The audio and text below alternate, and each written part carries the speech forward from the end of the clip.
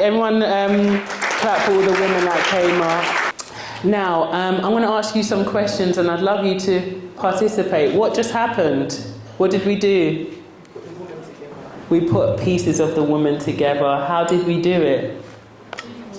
Teamwork. We used teamwork. So some people sort of sat on the sidelines or sat at the back and they watched. Some people were shouting very loudly. Some people were putting the pieces on the board. There was someone holding the woman up. We all had a role to play to make those pieces come together. And that is what we're doing in this space. In all the resources, in all the little things that we do, we continue piece by piece to bring those pieces together. What was very interesting was that I noticed that they would respond to certain voices. Did you notice that? There's so much to learn from putting the pieces of the woman together in such a way. There was collaboration, there was risk, because you had to take a risk to speak up. They had to take a risk to hold my hand and trust me. They didn't know what I was doing. I could have been leading them anywhere, you know? But yes, there was risk there. There was a relinquishing of fear, because as they were going along, they realized, actually, I'm safe. She's not going to hurt me. Nothing bad is going to happen, even though I haven't seen the full picture. And I feel that even in our relationships and in the things that we do with each other in this space, there has to be so much of a relinquishing of fear. We shouted, we observed, we got warmed up. Some were sticking papers on the board, some stayed silent. Ultimately, we all contributed to the big picture. Yes, that's exactly what we're trying to do here. We're connecting the pieces individually and collectively. This game was deliberately constructed to give more of an effective picture of what we do, because sometimes if I just tell you, oh, we're just connecting these pieces, you'll go home and go, all right, so yeah. But now you have an image in your head, and that image will be the connection, the relationship. In fact, some of the people put it in the wrong place, and I deliberately left those pieces there. I left them there. I didn't take it and change it. I didn't try to fix it. But I feel like we underestimate the power of togetherness, of connection, of relationship. But not only that, but that it needs to be intentional. Because you can be around someone and be thinking, have you ever done this? You say, why am I actually friends with this person? I've been hanging out with this person and I haven't got no idea what we even learn from each other. And I know that sounds really bad, it sounds really cheeky, but the reality is it happens to all of us. We'll have aimless friendships, we'll have friendships where, little by little pieces come together. It might be that they're just funny, or they listen to you, or that they genuinely care. It might be the fact that I know I'm in my 30s, and I have my friends are diverse, but I love a lot of my older friends because they don't feel any way to tell me, actually, you ain't right. And it stings. It does sting. I have to be honest, it stings. But I love the wisdom I glean from the older generation. I've always been that way. Even when I was younger, I had an incredible relationship with my grandma. My grandmother was like my best friend, and she was always like that as well. Actually, no, not in Nagoso, as Jamaicans say, not in Nagoso. And I would take that. I would go away, whether they were right or wrong, and just glean and learn and evaluate and readjust. And I feel like that's so important in relationships, in our connections with each other, to be intentional about having relationships with people that really do induce thrive in one way, shape or another. Think about the people in your life right now. I'm just going off the cuff here. I've had some notes, but I just want you to think about them and look at this board and think about the people who help you to put those pieces together. How do they do that? maybe sometimes they are shouting and it is loud, like my mum shouts and it's loud and it's Sal, you need to get yourself together. But then I have friends who might say, I'm just listening to you, I'm just going to sit here with you. Especially in the places, like I said, with relationships. For me personally, losing my father-in-law and so many people has caused a lot of grief. It has depleted me. And to have people who can say, we'll sit with you in this, we'll grieve with you in this, makes so much, it is healing.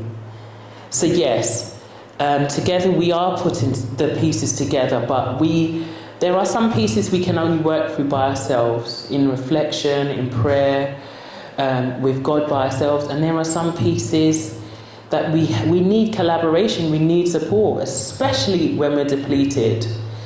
But the important thing is that we are intentional. We are intentional. So we're building thrive-inducing connections, that we know what value we bring to the communities and the spaces that we are in, that we deliberately move around with the intention of blessing others. You see, I say these things, but I also put things in place to ensure that we are intentional about thrive-inducing community spaces, resources. One of those things is the exchange box. You put something in, take something out. We'll say that a lot in this conference. Put something in, take something out. And that is to be intentional, that you come with something to bring, but you also know what you're going to take away. Because if we get in the habit of having an awareness of how we're maneuvering in our spaces, it's inevitable that we will maximize thrive. Now, don't get me wrong, I believe that we all thrive in so many areas. That's why when we have community, it is so powerful, because we all have things that we bring to the table that can change someone's life. Maybe there's things they didn't realize, they didn't know, and you speak to them, you share something with them, and it just shifts them. So I feel like it's so important for us not to underestimate how we maneuver in our spaces and what we contribute. So yes, a part of my job is to bring the pieces together, is to stand here to bring that awareness so that we are deliberate and that we are intentional about that. And like I said, we have many facets to this vision. And we have 3 overarching missions. And that is to the individual woman, every individual in this space with their unique thrive journeys. So you'll have the books, you'll sit in your space and you'll reflect and you'll write and you'll grow. Anything I write, I try not to write as an author who just wants to be heard. I want to make sure that when you read, you go away and you process and you maneuver and you change and you shift things. I don't write with the intention of just having a title or being an author, because I felt like when I started writing, what was I want to hear? I would want to be able to have a relational aspect to the work that is produced. And so that's why we do that. Everything is deliberately catered towards you making a shift in one way or another. And that is that one of the overarching missions to the individual woman. That is one of the resources that we bring. And the other thing is that a lot of the time in our conference, you'll have interactive sessions. That is for you as individuals. We also have our community. We have Friends of TWIRL. We have so many people who do great visions. And that really, really, for us, and I've said this to so many of them, like Motion, who does the permanent women's movement. We've got Kingsland, we've got King's Heart, we've got the Esther Community Enterprise. So many visions that we've connected with that have such incredible thrive-inducing elements. There's no competition. We're not competing. We're connecting the dots because God has called all of us in one way, shape or form. He's called us to something. And so why would I want to go and compete with someone that God has called? We're serving the same CEO, are we not? So for me, why would I be competing? There's no competition. What we do is we collaborate. We produce. It's like mixing something in a pot and having a nice meal afterwards. That's what we're doing, is bringing beautiful things together, because we know that that's what God does. When he creates things, he doesn't do it just aimlessly. He makes beautiful things. So what we're doing is shifting our mentality and making sure that we can accommodate, that we can embrace, that we can help build thrive-inducing spaces, resources, and connections. So yes, we are intentional with the individual woman, the community, and the outer world. Those are our overarching missions.